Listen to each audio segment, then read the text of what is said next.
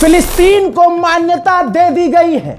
जिन देशों ने अभी तक इजराइल के डर से फिलिस्तीन को मान्यता नहीं दी थी, जी हां, उन खास देशों ने फिलिस्तीन को आखिरकार मान्यता दे दी है। ब्रिटेन, ऑस्ट्रेलिया और कनाडा, ये तीनों देश अमेरिका के ज्यादा करीब थे। अभी हाल फिलहाल में डोनाल्ड ट्रंप खुद ब्रिटेन में मौजूद थे। तमाम कोशिशों के बावजूद अमेरिका और इजराइल को बड़ा झटका लगा है और फिलिस्तीन को तीन बड़े देशों ने, ऑस्ट्रेलिया, ब्रिटेन और कनाडा ने मान्यता दे दी है। आइए कनाडा का ऑफिशियल मैं आपको ऐलान दिखाता हूं। ये देखिए, पोस्टर जारी किया गया है बाकायदा सरकारी तौर से और कनाडा बता रहा है कि कनाडा रिकॉग्नाइज करता है द स्टेट ऑफ फिलिस्तीन, यानी फिलिस्तीन को कनाडा ने देश मान लिया है। ये देखिए, ऑस्ट्रेलिया ने आधिकारिक जो स्टेटमेंट जारी किया है, ये ऑफिशियल उसके कागजात हैं जिस पर उसने लिखित में फिलिस्तीन को मान्यता दे दी है। उधर ब्रिटेन के तो प्रधानमंत्री ही सामने आए और उन्होंने ऐलान कर दिया दुनिया के सामने कि वो फिलिस्तीन को मान्यता दे रहे हैं। I state clearly, as Prime Minister of this great country, that the United Kingdom formally recognizes the state of Palestine. We recognized the state of Israel more than 75 years ago as a homeland for the Jewish people. Today, we join over 150 countries who recognize a Palestinian state also.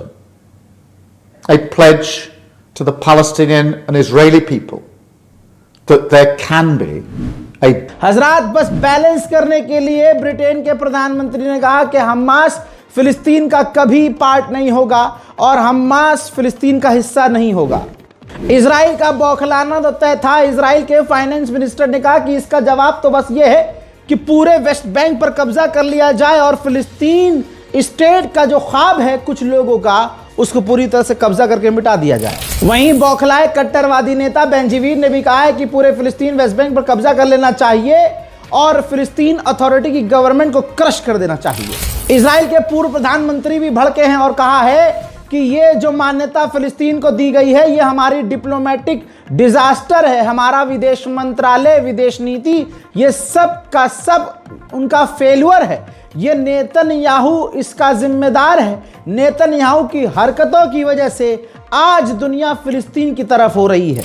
वहीं दूसरी तरफ Netanyahu का बयान आता है, हम कभी भी फिलिस्तीन स्टेट बनने नहीं देंगे। सुनिए। We will have to fight both at the UN and in all other arenas against the false propaganda against us and the calls for the establishment of a Palestinian state that will endanger our existence and constitute an absurd reward for terrorism. The international community will hear from us on this matter in the coming days. हजरात मोहतरम, जिस झुंड ने फिलिस्तीन पर कब्जा किया, आज उसका प्रधानमंत्री आज का ये और आगे बढ़ के कहता है नेतन्याहू के, हम आतंकवादियों के हाथ में देश नहीं देंगे, आतंकवादियों को देश अपना नहीं देंगे, हम फिलिस्तीन को कभी मान्यता नहीं देंगे। हम वेस्ट बैंक में ऑलरेडी सेटलमेंट डबल कर चुके हैं, यहूदियों को डबल तादाद में दूसरे इलाकों और फिलिस्तीन के इलाकों में बसा रहे हैं और हम ऐसे ही करते रहेंगे। ब्रिटेन, ऑस्ट्रेलिया और कनाडा को धमकी देते हुए बिना नाम लिए नेतन्याहू ने कहा कि तुमने जो करना था कर लिया, अब हमारे जवाब का इंतजार करो। पहले ही क्लियर कर दूं, लगभग पूरी दुनिया ने फिलिस्तीन को मान्यता दे दी है।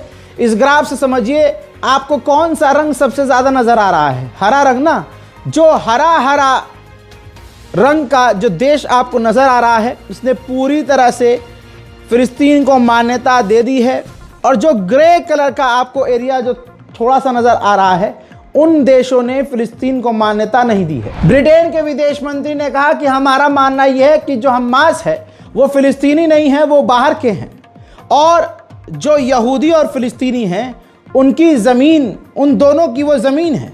और अब वक्त आ गया है कि 2 स्टेट सॉल्यूशन निकाला जाए और उस इलाके में शांति लाई जाए। वहीं दूसरी तरफ फ्रांस के राष्ट्रपति ने खतरनाक बयान दिया। उन्होंने साफ तौर से कहा कि इजराइल पूरी तरह से फेल हुआ है उसकी स्ट्रैटेजी फेल हुई है। हमास के खिलाफ जो उसकी स्ट्रैटेजी थी इजराइल की सिक्योरिटी की, वो फेल हुई है। उसने यानी इजराइल ने तमाम टॉप लीडर्स को मार दिया है। ये एक कामयाबी है। शुरुआत में ही 25,000 हमास के आतंकवादियों को इजराइल ने खत्म कर दिया था, लेकिन उसके बाद हमास ने जो लोग मारे गए उनकी जगह नए लोगों को रिक्रूट कर लिया, नए लोगों को हायर कर लिया। इस पूरी चीज से यह साबित होता है कि हमास को खत्म करने के लिए जंग का रास्ता सही नहीं है, वो ऑप्शन सही नहीं है। फ्रांस के राष्ट्रपति ने साफ तौर से कहा कि उस इलाके में अगर शांति चाहिए तो हम फिलिस्तीन को मान्यता देंगे, और अगर मान्यता देते हैं तो वहां पर शांति यानी फिलिस्तीन और इजराइल में शांति आएगी। लेकिन फिलिस्तीन को पूरी तरह से डीमिलिटराइज होना पड़ेगा, वहां पर हथियार बंद लोग नहीं होंगे, सरकार में हमास नहीं होगा। इमैनुअल मैक्रोन ने आगे ये कहा कि अगर तुम यानी इजराइल ये कहे कि गाजा के अंदर जो हैं सब हमास हैं और जो भी फिलिस्तीन का सपोर्ट कर रहे हैं वो सबके सब हमास वाले हैं, तो ये तो काफी खतरनाक है और समझ में आने वाली बात नहीं है।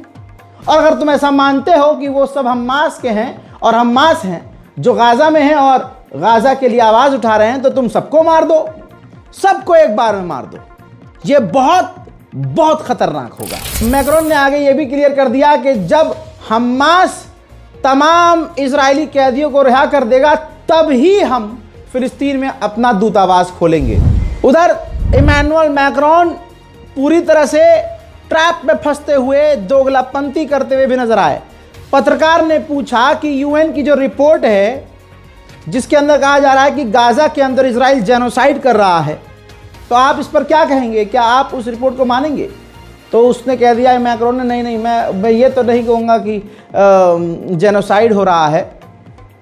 तो फिर पत्रकार ने कहा तो इसका मतलब यूएन की रिपोर्ट को आप ठुकरा रहे हैं? तो यहाँ पर भी मैक्रोन ने कहा कि नहीं, मैं ठुकरा नहीं रहा हूँ, क्योंकि गाजा के अंदर लोग मारे जा रहे हैं, हालात ख़राब हैं, भूख प्यास है, लोग डिस्प्लेस हो रहे हैं, एक जगह से दूसरी जगह जाने पर मजबूर हो रहे हैं। इस पर पॉलिटिकल बयान नहीं होना चाहिए, इस पर बहस ही नहीं होनी चाहिए। उन्होंने साफ कहा कि जिंदगी बराबर है चाहे वो किसी की भी हो, हम तुरंत मांग करते हैं और चाहते हैं कि सीज फायर हो और हमास तमाम इजरायली कैदियों को रिहा करे। Bonjour à tous. Écoutez, je voulais faire cette petite réaction parce que j'ai reçu depuis d'ailleurs des jours, des semaines, beaucoup de remarques, d'interpellations de votre part, parfois beaucoup de colère, de tristesse, quelquefois des encouragements sur évidemment la décision que nous avons prise et aussi la situation, avant tout la situation en ce moment à Gaza. Alors je voulais vous dire que comme vous, j'ai été blessé, heurté et partagé la douleur de toutes les familles de victimes et d'otages du 7 octobre 2023. Que nous n'en oublions aucune. Il y a quelques jours encore, ici même dans ce bureau, j'étais aux côtés de certaines de ces familles. Je n'oublie absolument pas la peine, la souffrance, la détresse de toutes les familles. हजरात, अब कुछ देशों ने जैसे ही फिलिस्तीन को मान्यता दी तो हमास का बयान आ गया। हमास ने कहा कि यह बहुत अच्छा कदम है, इस कदम का हम मोस्ट वेलकम करते हैं और एक ऐसा स्टेट बनना चाहिए जिसकी राजधानी जेरूशलम होनी चाहिए। इसके बाद फिलिस्तीन की विदेश मंत्री ने भी इन फैसलों का जो है वेलकम किया और कहा कि यह भी कहना होगा कि इजराइल फिलिस्तीनियों को मिटाना चाह रहा है, वो जेनोसाइड कर रहा है, वो फिलिस्तीनी कल्चर मिटाना चाह रहा है। सुन लीजिए। Gaza burns. Today Gaza is destroyed. Today in Gaza people are systematically murdered. And we are seeing this genocide unfolding in front of our eyes for the last 24 months. So for 2 years, Israel has carried a deliberate destruction of our geography and our demography. A genocide, yes, a genocide, and we need to continue saying it is a genocide and nothing else but a genocide against the Palestinians. Britain के अंदर जो फिलिस्तीन के जो envoy हैं, उन्होंने बरतानिया के पत्रकार के सामने साफ ऑन एयर कह दिया कि जो ये हमको मान्यता दी जा रही है, ये हम पर कोई एहसान नहीं है, वो हमारा हक है। मजेदार बात यह है कि आज और कई देश, फ्रांस, पुर्तगाल जैसे और बड़े देश और यूरोपियन देश फिलिस्तीन को मान्यता देने का ऐलान करेंगे। मेरे दोस्तों, वहीं कई देश और जो मान्यता देने की लाइन में थे, अमेरिका ने कामयाबी से कईयों को शांत बिठा दिया है, जैसे जापान ने भी कहा था कि हम फिलिस्तीन को मान्यता देने के लिए सोच रहे हैं, लेकिन डोनाल्ड ट्रंप ने जब धमकाया जापान को तो जापान अपनी बात से पलट गया। यूरोप के देशों ने, बहुत सारे यूरोप के लीडर्स ने नेतन्याहू को वार्निंग दे दी है कि अगर तुम वेस्ट बैंक पर कब्जे का ऐलान करोगे तो इसका मतलब हमने जो आपको सपोर्ट किया वो गलत किया, और आपने जो कुछ बनाया और जो कुछ भी गाजा में किया वो बहुत गलत किया, और एक तरफा आप गलत कहलाओगे और इसके जो अंजाम और परिणाम होंगे वो खतरनाक होंगे। ह्यूमन राइट्स संस्था एमनेस्टी इंटरनेशनल ने कहा कि ये जो मान्यता दी जा रही है ये खोखली बातें हैं। क्या फायदा मान्यता देने का जब गाजा के अंदर जंग ही बंद नहीं हो रही है। स्पेन के प्रधानमंत्री ने तो कमाल कर दिया, साफ साफ पार्लियामेंट में कह दिया कि इतिहास के हम बिल्कुल सही जगह हैं, हम बिल्कुल गाजा और फिलिस्तीन की तरफ हैं, तो मतलब सही हैं, और इतिहास याद रखेगा कि हमने सही का साथ दिया और गाजा के अंदर जो कुछ भी हो रहा है वो जेनोसाइड है।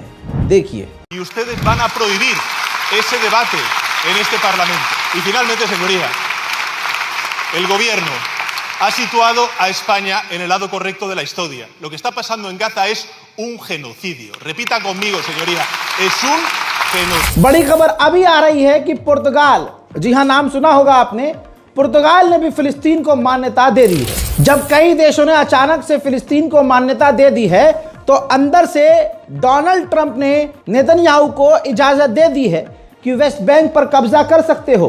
लिहाजा नेतन्याहू इस वक्त सोच रहा है कि पूरी ताकत से फिलिस्तीन के वेस्ट बैंक पर कब्जा कर लिया जाए। वहीं एक इजरायली मिनिस्टर ने तो यह तक कह दिया कि इस जंग के बाद गाजा फिलिस्तीन रहने लायक नहीं होगा, लिहाजा फिलिस्तीनी वेस्ट बैंक मतलब फिलिस्तीन का इलाका, तो वेस्ट बैंक और गाजा से लोग अपने आप फिलिस्तीनी चले जाएं, ये उनके लिए अच्छा होगा। दोस्तों, ये सब मुझे भी पर्सनली ड्रामा लग रहा है। अरे अगर मान्यता दे रहे हो तो वो बात की बात है, पहले गाजा में जंग रुकवाओ या इजराइल पर पूरी तरह से बैन लगाओ। अब ये देखिए, गाजा सिटी का एक ड्रोन व्यू है, ध्यान से देखिए, अल्लाह अकबर, पूरे साजो सामान के साथ सारी चीजों को इकट्ठा करके जैसे तैसे आप देख रहे हैं रोड पर जाम लगा हुआ है। तमाम फिलिस्तीनी सेंट्रल गाजा यानी गजा सिटी को छोड़ रहे हैं। अब गाजा सिटी पूरी तरह से खाली हो चुका है। गाजा के अंदर जो कुवैत का फील्ड हॉस्पिटल था उसने गजा में काम करना बंद कर दिया है, क्योंकि अब गजा के अंदर दवाइयां बची ही नहीं।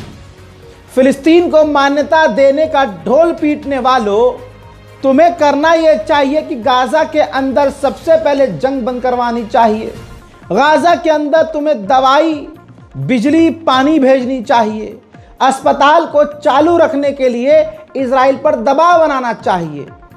अभी भी ये जो मान्यता देने का खेल चल रहा है, मेरी नज़र में ये सब ड्रामा है, क्योंकि अगर तुम्हें फिलिस्तीन की अगर परवाह है तो सबसे पहले गाजा पर हो रहे आतंकी हमलों को रुकवाने के लिए कदम उठाना चाहिए। और अगर आप फिलिस्तीन को मान्यता दे सकते हो तो इतना भी दम दिखा दो कि इजराइल से सीधा सीधा कह दो कि जब तक इजराइल गजा पर हमला कर रहा है तब तक हम इजराइल के साथ कोई ट्रेड नहीं करेंगे, कोई बिजनेस और कोई बातचीत नहीं करेंगे।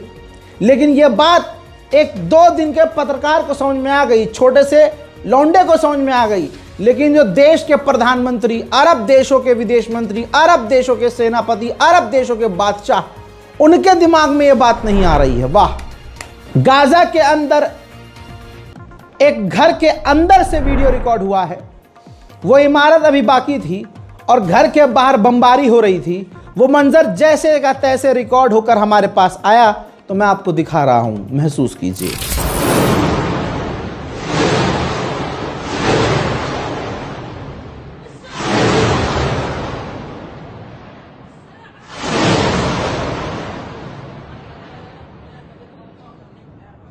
वहीं पिछले 24 घंटे में 75 फिलिस्तीनी गाजा के अंदर इजराइल के हमलों में मारे गए हैं। खुल्ला नरसंहार किया जा रहा है और नरसंहार का ऐलान करवाया जा रहा है। इजराइल का member of parliament on air broadcast पर चैनल पर साफ साफ बोल रहा है कि गाजा को मिटा दो, गाजा से लोगों को सबको मिटा दो, सबको मार दो, सबको वहां से भगा दो, वहां किसी को ना छोड़ो, पूरी तरह से गाजा को खत्म कर दो। ये तमाम वीडियोस मंजरेआम पर हैं। क्या ये अरब देश देखते नहीं होंगे? देखते हैं।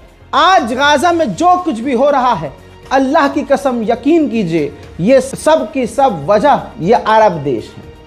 अगर ये अरब देश 5% भी हिम्मत दिखाते और ईमान वाले होते तो आज इजराइल और फिलिस्तीन के बीच में ये खुद आते कि बाबू या तो तुम या तो फिर आज हम। गाजा के लोगों को आप समझ नहीं सकते। अल्लाह आपके परिवार वालों को, आपके ख़ानदान वालों को, जिसको आप चाहते हैं, अल्लाह उसको सलामत रखे, आपके घरों को आबाद रखे। लेकिन गाजा में हर दिन कोई न कोई परिवार का, ख़ानदान का व्यक्ति मारा जा रहा है। एक लंबे समय से जान बचाते बचाते अब जो बचे हुए थे वो भी मारे जा रहे हैं। तो परिजनों का हाल क्या है महसूस कीजिएगा।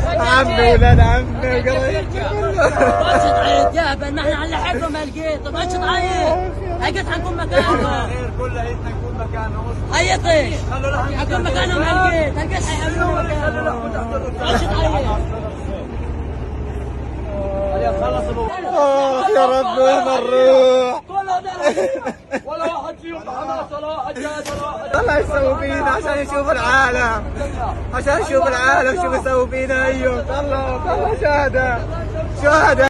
يا الله يا الله يا الله، كلهم يا الله، كل اولاده يا الله، كلهم يا الله. امانه يا الله، ولك امانه، ولك قلبي مسكين بده يقع حيه، ولك ولك كلهم يا واد واد واد واد. ديما محمد بده اياك يا ديما، هي قرب يروح يا ديما بتستشهد. عروس جهز تشهدك. सेंट्रल गाजा खाली हो रहा है। बच्चों समेत कैसे डिस्प्लेस हो रहे हैं, कैसे अपने इलाकों से। भाई जलती हुई जमीन, रेतीली जमीन और खतरनाक आसमान से जमीन पर गिरती हुई धूप, सूखा हुआ गला और भूख से जिस्म निढाल। ऐसे में घर को, अपने खानदान को, अपने पूरे इलाके को और शहर को छोड़कर इस तरह से फिलिस्तीन के लोगों को बाहर निकलने पर मजबूर कर दिया है इजराइल ने। इजराइल के खौफनाक हमले में एक और फिलिस्तीनी नौजवान डॉक्टर की मौत हो गई है। हजरात मोहतरम, इस बारकोड का इस्तेमाल कीजिए। कल भी बहुत कंप्लेंट आई कि रज़ा भाई इस पे यूपीआई नहीं जा रहा है, यूपीआई। अरे स्कैन नहीं करो भैया, अगर काम नहीं कर रहा है तो। इस स्कैनर बारकोड के नीचे आपको बैंक अकाउंट डिटेल इसीलिए दिया है कि IFSC कोड डालिए, अली रज़ा अकाउंट में नाम आएगा, अकाउंट टाइप सेविंग, और आप बैंक ट्रांसफ़र ऑप्शन के थ्रू आप मदद आगे भेज सकते हैं। हजरात, इस रिपोर्ट को शेयर करना मत भूलिएगा, अपनी राय कमेंट में लिखिएगा और दुआओं में याद रखिएगा। जय हिंद।